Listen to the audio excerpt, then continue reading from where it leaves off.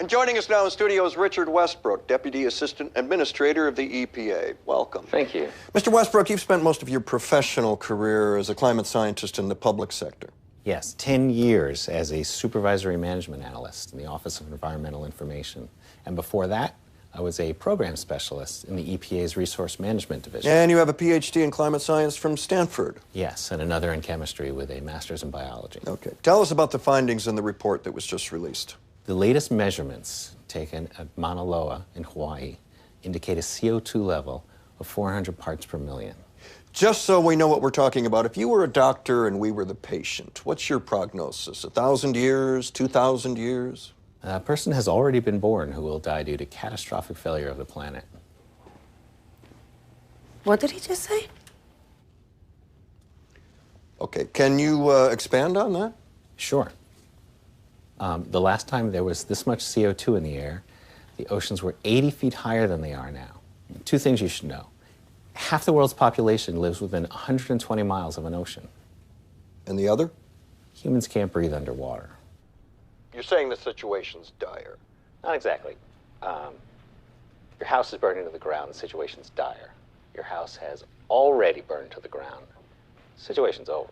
So what can we do to reverse this? Well, there's a lot we could do. Good. If it were 20 years ago or even 10 years ago, but now, no. Can you make an analogy that might help us understand? Sure.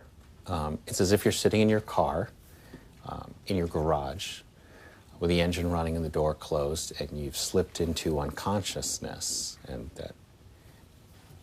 that's it. What if someone comes and opens the door? You're already dead. What if the person got there in time? You'd be saved. Okay. So now what's the CO2 equivalent of the getting there on time? Shutting off the car 20 years ago. You sound like you're saying it's hopeless. Yeah. Is that the administration's position or yours? There isn't a position on this any more than there's a position on the temperature at which water boils. The administration, let me try to, your administration. And don't forget, I need you to supports wind and stretch solar, 40. clean coal, nuclear power, raising fuel economy standards, and building a more efficient electrical grid. Yes. And?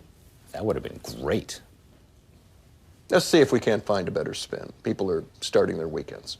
The report says we can release 565 more gigatons of CO2 without the effects being calamitous. It says we can only release 565 gigatons. So what if we only release 564?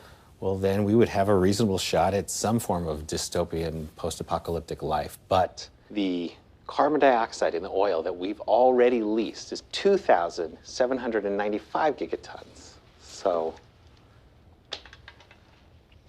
what would all this look like?